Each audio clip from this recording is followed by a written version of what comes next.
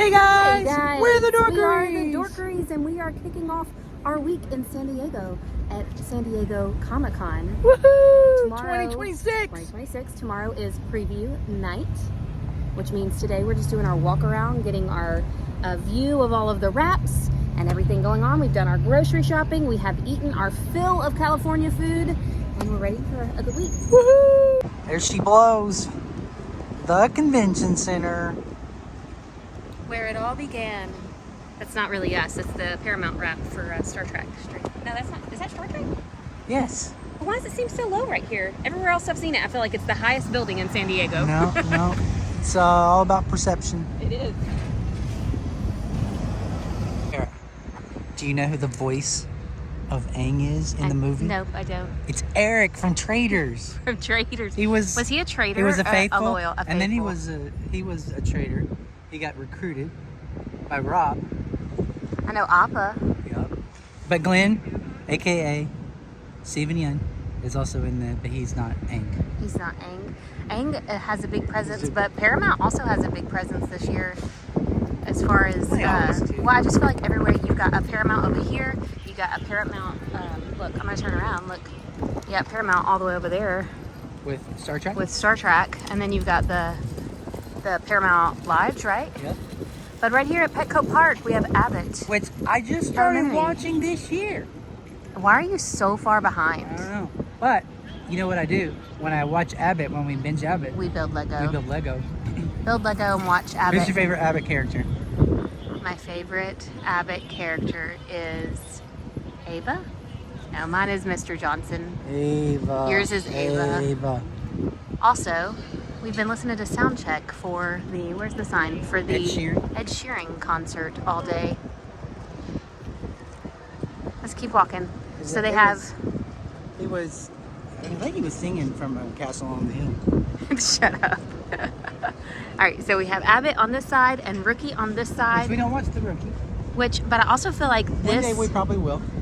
I feel like this same rap has been here since before the show started. Since the season before the show started, when they were advertising it, Nathan Fillion's face has been on that wall. Every year. He's very loyal to Comic-Con. He's doing a lot of signings this year. He's doing a signing for a comic, isn't he? Yeah. Here at the Omni, I feel like this is the first time Funko has had a rap. Well, we were talking about this earlier, that we think this is Disney paid for this. Funko didn't pay for this. Funko ain't got no money. And directly behind us, they are finishing up on their Percy Jackson offsite. This one's always really fun too. This one's always had, remember the year it had Brooklyn Nine-Nine and you could go sit inside the precinct of Brooklyn Nine-Nine. This is really cool. Right under the moving billboard. Yeah, this has been Disney for the last couple of years, and it's been kind of odd because I figured maybe NBC 100 would do something this year, but all they're doing is a panel for Grimm. That we know of, I guess. All right, Percy Jackson. Here's my favorite rap. Wouldn't it be cool though if on the inside there was an NBC booth and they were giving out posters for their shows over the last 100 years? That would be fun. My favorite rap, not Dead City, though I do enjoy Dead City. Rings of Power. It's not wrong. I'm gonna walk down the street that way, but I want to get this front view. I wanted to see literally the only presence of Doctor Who here is that door right there. All right, let's go see what it is. All right, we have Maggie and Negan for Dead City. And then you said Doctor Who right here? Yeah, that's usually there's a Doctor Who booth. No Doctor Who booth this year. Mostly because Doctor Who doesn't even know if they're gonna how they're gonna get, because they were with Disney and now Disney's no longer backing them. So they're kind of looking for somebody to pick them up. But their old shows are now streaming on AMC Plus, but there's no, we still don't know what's happening with the future of Doctor Who. So do we have an offsite here? Because usually we do. No. Nothing here? No. It's just, it's interesting because they have the Vampire Lestat here with the rest of the AMC stuff, but they also have a huge Vampire Lestat way back there on the Pendry. Yeah. A few blocks back. Yeah. Let's look at this, what did we say it is? Yaga? Yaga. All right. Here's Yaga. And you got Noah. That's his name, right? Noah? From Schitt's Creek. Schitt's Creek, yeah. From Simply the Best. I'm a little bit interested. I've done a little bit of research on Yaga. It seems like there may be some hunters in there. It says witch hunt on it, so I'm kind of interested. I said interested, not. I am also interesting, if you ask me. I think you're interesting. What's this offsite right here? This is Hulu. It moved from the back of the convention center. Oh, to really? Well, we've got a Bob's Burger. Oh, you mean like the fence? Yeah. Yeah. This is what the bags are too. Bob's Burger. American Dad. American Dad. Simpsons. King of the Hill. Futurama. Blah, Family blah, blah. Guy. And then we repeat back. Whew. Got the Hulu and a Mayhem sign. Gonna be serving some espresso at the Planet Espresso. These offsites always have really good swag, but they are also really hard to get into. Just as far as you have to wait in line all day long. Yeah. Sometimes we make it, sometimes we don't. What is this? Because this looks like King of the Hill. What is this? King of the Hill. Oh, so I was right. We're gonna show this one later when it's completely done, but I think it's fun watching it go up. They are completely taking over the gas lamp quarter sign with Avengers Doomsday. All of the pieces are still laying on the ground. I'll walk by and show you some of them, and then we'll come back when they're done. Marvel has had the lamppost flags for a long time. It's usually whatever, I remember when it was Thor, but it's usually whatever Marvel has going on that year. But the only other time I've seen the gas lamp quarter sign taken over is when they had, what was the movie with the animals? I saw the panel, what was it? I'm gonna look it up, I can't remember. But they had the little animals as an animation going over the gas lamp, but they are completely taking over this. They've covered up the gas lamp quarter sign, and now they've got the columns going right here. But for whatever reason, I know that it's going to be up there, but I think it's more fun when you can see it on the ground that they have the Avengers logo on the ground. And then they're going to be adding the Doomsday date.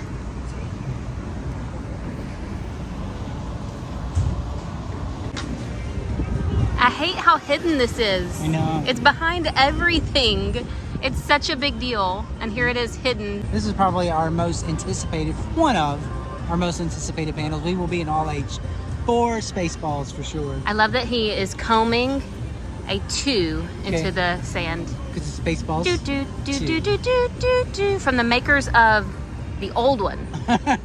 And then again, you can see from everywhere in freaking San Diego, Strange New Worlds and American Horror Story and Lestat. And this is what I was saying is my favorite one, Rings of Power, which this has been, one year this was Walking Dead, right? When we were staying at Hard Rock, yeah. It was Walking Dead. Yep. Right now, Rings of Power with Sauron right there in the middle. I cannot wait for this panel. We're up at 5 a.m. on preview night, and we're still watching some of these wraps go up. The Avengers, honestly, it looked like if you're looking at just that, if you're looking at just the sign, you think, oh, they're almost done. But when you see everything that's still on the ground, they're not anywhere near being done. They have this whole pile of things over here is TVs. 55-inch TVs. How many of them? A dozen. A dozen 55-inch TVs that say Avengers on them in that pile right there. Where are they going?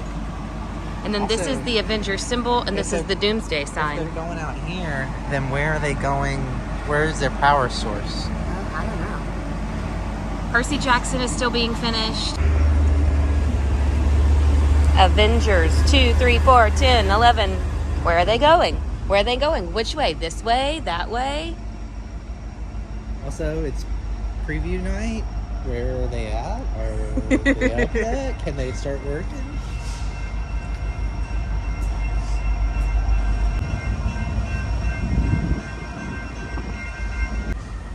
And this is the quietest it's gonna be for a few days. Oh, yay. Crunchyroll.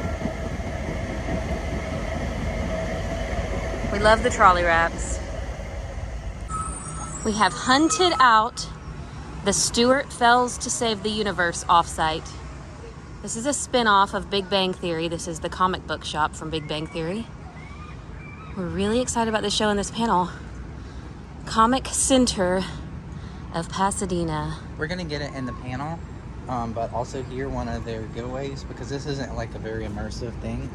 One of their giveaways is a Jim Lee variant cover of Stuart Fells to Save the Universe.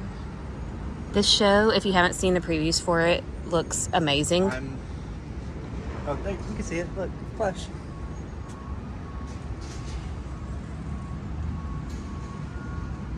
Flash booty.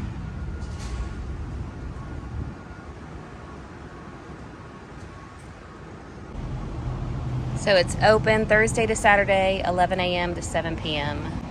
And then Sunday, 11 a.m. to 3 p.m. We could hit up Sunday. This is one of the panels I'm most excited about. I was talking to somebody about it yesterday. And the reason, they were like, why Stuart? And I'm like, well, the reason I'm excited about this panel is because they're excited about this panel. Yeah. The cast is super grateful to have their own spinoff. They're super excited about the show. I've seen the trailer for the show, the preview for the show, and it's not anything like Big Bang Theory. It's like a sci-fi time travel show, and it looks amazing. So I just feel like as excited as they are about the panel, they're gonna make it fun for us, and that's why I'm very much looking forward to this. Well, you've got comedians too. Like, they're stand-up comics. Like, Brian is a stand-up comic. So anytime you got stand-up comics, like, they know how to like entertain people and put on a show. Their questions are not about to be boring and droll. Right. It's not. This is no offense, but this isn't House of the Dragon. Which, speaking of, we're headed back to our hotel, and the inside of our hotel has a House of the Dragon theme. And I'll show you that before we head back to enjoy our coffee. This is our House of Dragon theme lobby at our Marriott. It is officially day one of Comic-Con. Yesterday was preview night. Yep. Today's considered day one because it's when all the panels start. I got up at 3 a.m. What time did you get up? 3 a.m. You were not up at 3 a.m. I think you got up at 4. 3 a.m. I must be lonely. I think you got up at 4. We've been in line since 5. Yep. And now it's 9, and our panels start when? 10. Okay. But this is how this relationship works, okay? I get all of the things to Comic-Con, and then that's my mental capacity, and then he tells me what's happening today. What's happening today? And we're also in Hall H, by the way. And this is where we'll be for probably most of the convention. Yeah. We're Hall H junkies. I like all of the little things, but there's more in Hall H than I want to be anywhere else. So, what are today? I know we have Percy Jackson. We have Avatar, Aang. Okay. The movie. We have Stuart Fells to Save the Universe. Yes, I'm really excited about that one. Wolverine PS5 panel where everybody's going to yell at them about physical media going away. That's going to be fun. What else? Directors on Directing with Resident Evil. Always a good panel. Always a good panel. Zach Kreger. We've got, if we stay long enough, we got the Lucas Museum with Kiki Palmer. Kiki! And Seth Green. I like Seth. And then he doesn't have like a cute name that where you can be like, no, Seth Green! There's a lot of fun stuff in here. Right, so we're gonna eat some snacks, and then we have about an hour and a half until anything starts. Woohoo! So welcome to Hall H, day 1. My guy's playing. Vincent Boone in the background. Here we are, empty seats for now. We are on the first row behind the ADA. So like the first row that you can, the hearing impaired. Yeah. So like we are as close as you can be if you can hear. If you can't hear, you can be on the first and second row. So we're on the 3rd row. Very good seats. Very excited about this. Gonna get some good panel footage today.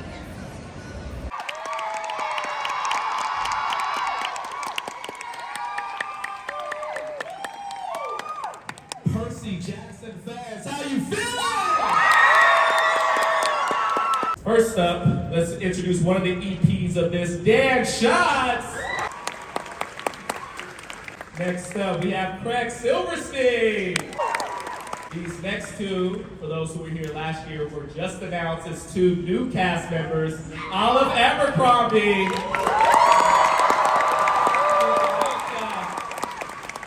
And Levi Chrysopoulos.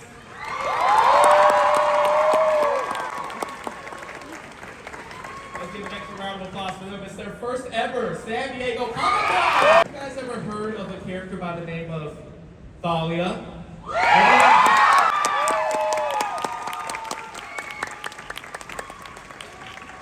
Everyone loves a bad boy. Charlie Bushnell, everybody!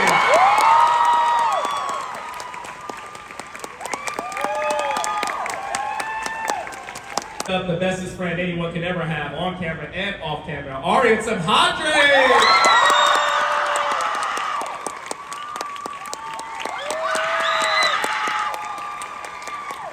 Last but certainly not least, there are a lot of Jacksons that matter in the world. True Jackson VP, Michael Jackson.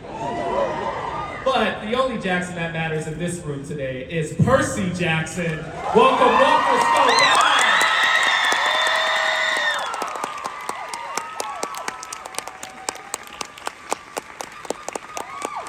I think you're forgetting somebody. She's not here right now. You got her with me.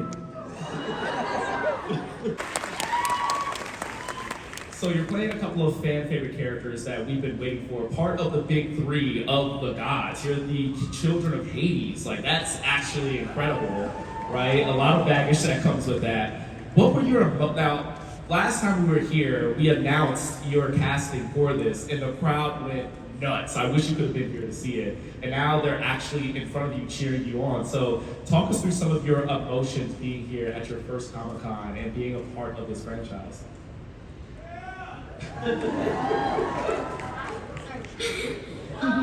It is crazy, you know. I have never done something like this. I perform on stage, I dance and such, so it's similar in that way, but it's crazy. At first, I hadn't read the books coming into this. Now I've read like all of them. I'm trying to be as big as a nerd as all of you. But it was incredible. I've never done something this big, and just seeing how much it means to people. It's been a minute. I'm sure you agree with me. The phenomenal folks who are about to take the stage deserve some massive, long time coming, much deserved recognition. So, and co-creators of the Avatar first, Brian Panetsko and Mike DiMartino. Director Lauren Montgomery and the voice of Toph, Dion Point. The voice of Sokka, Roman Zaragoza.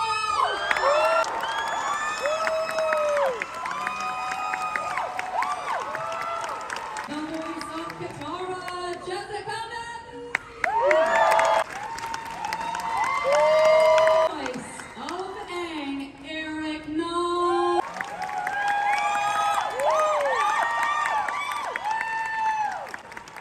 And the voice of Togga, Dave Bautista.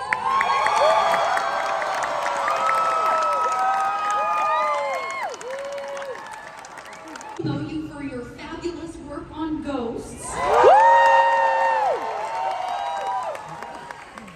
I wonder if they know how much of a real-life Sokka of all trades you are yourself. You trained in improv, martial arts, worked with the Oregon Shakespeare Festival, native voices of the Audrey. You have a deep and abiding love and skill and talent at Sokka.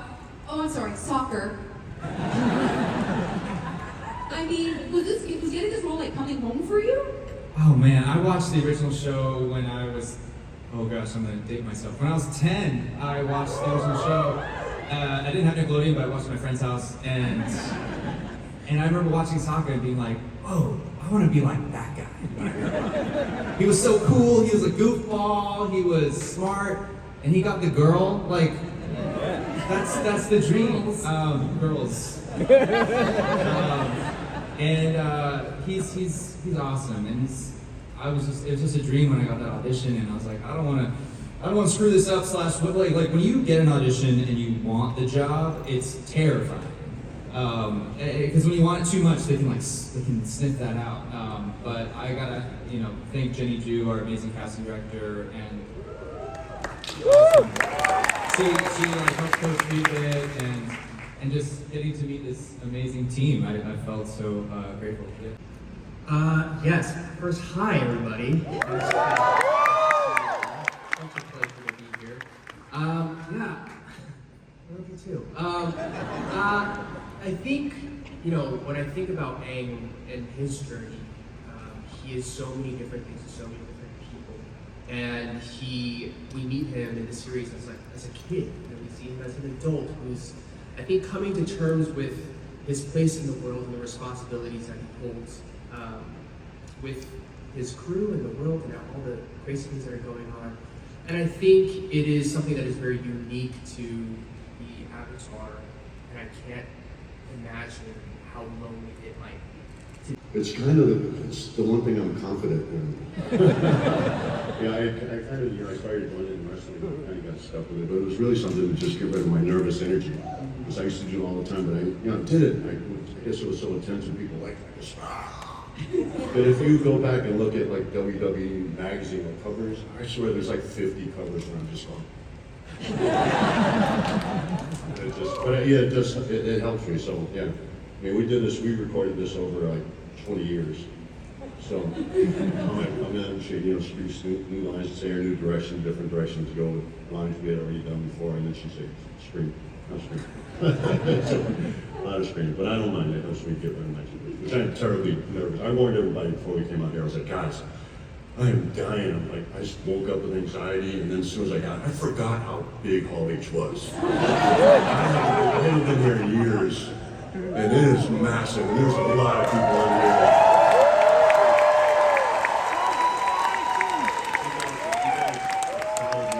Throughout the years, you know that I have terrible social anxiety, so just being here, but thank you.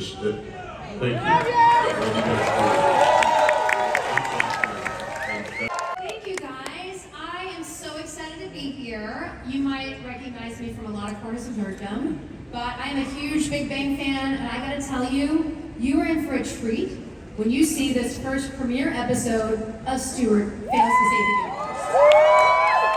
I want to remind all of you that you are the first people in the whole wide world, I think, general population, to see this. So I am begging you, every single person who has a phone up, which is 99% of you right now, please don't post unflattering pictures of me. Second of all, do not spoil things, don't film things. This is a real privilege for you guys to see the sneak peek of this incredible show. I've seen all the episodes. You do not know what you're getting in for in the best way possible, but this pilot's gonna blow your socks off. So just don't post any spoilers, especially about cameos online. Deal? Deal. I will find you. Without further ado, Stuart Fails to Save the Universe. Let's just get our panelists on. We have so many wonderful questions we want to ask them. So, without further ado, welcome creator, writer, executive producer, Zach Penn. Creative writer, executive producer, Bill Brady. Chuck Lorre. We have incredible castmates Brian Posehn, who plays Bert.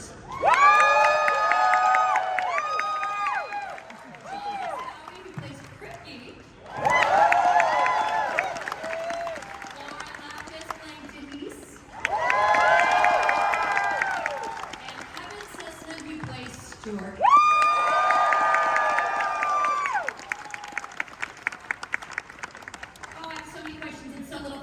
And I went to this was back in 2022. I mean, it was still pandemic. Yeah, It's a long time. TV takes a long time. Huh? Yes.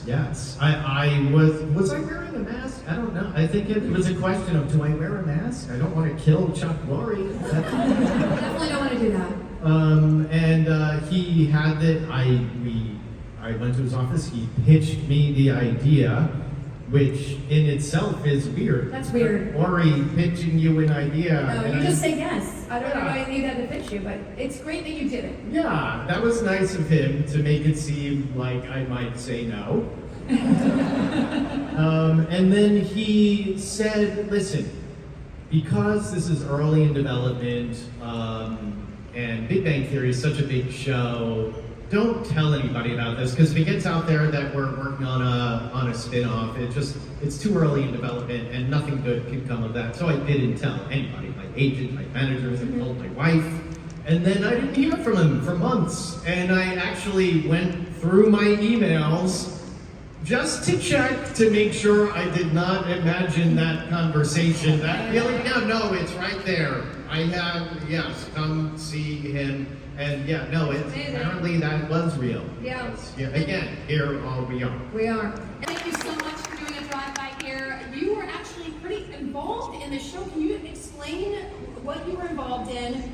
Try not to spoil things. It's going to be hard, but there are so many cool things that you were involved in this process. Yes, absolutely. As you guys know, I work for DC Comics and the DC Studios, and We know you, Jim. Sorry. they had requested some DC characters to be involved in an episode, so we try to make that happen. Mr. Freeze is in the trailer, so... Spoiler, don't And it was just amazing that they were trying to do something that was true to our characters, but at the same time find comedy in it. And what was funny is we had scheduled the set visit to come to the set, and I just seen the dialogue, the script. And when I came to the set, I was just blown away. It was completely not what I was expecting. I was expecting a multi-cam setup where they were sitting around, and then they start showing the visual effects that they were going to do, and all the bespoke elements they added to the store. And then Bill and Chuck started talking about the overall arc of the 10 episodes. And I thought, this is super ambitious. This is completely not what I expected. It's like nerds going through Gulliver's Travels, and I was sold. I was like, this is awesome. This is fantastic. And then some of the DC characters they have in it, I think are some of the best versions I've seen of those characters, and so I'm super excited for you guys to introduce them to see.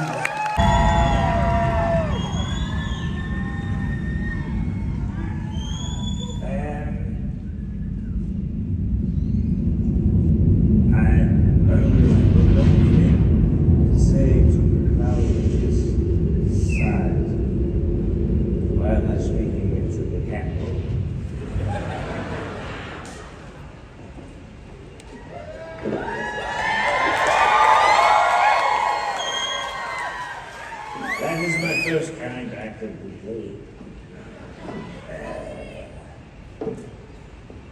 My question.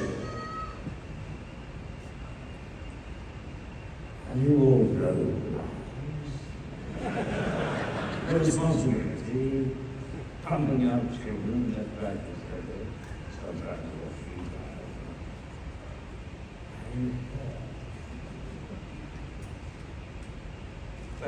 you can't stop. As a matter of fact, since you have traveled all this way, they are quite good. So I would like to present every single one of you. Look.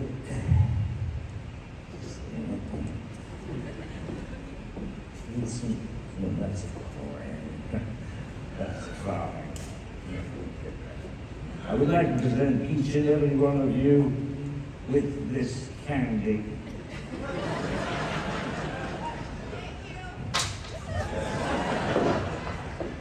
Have at it.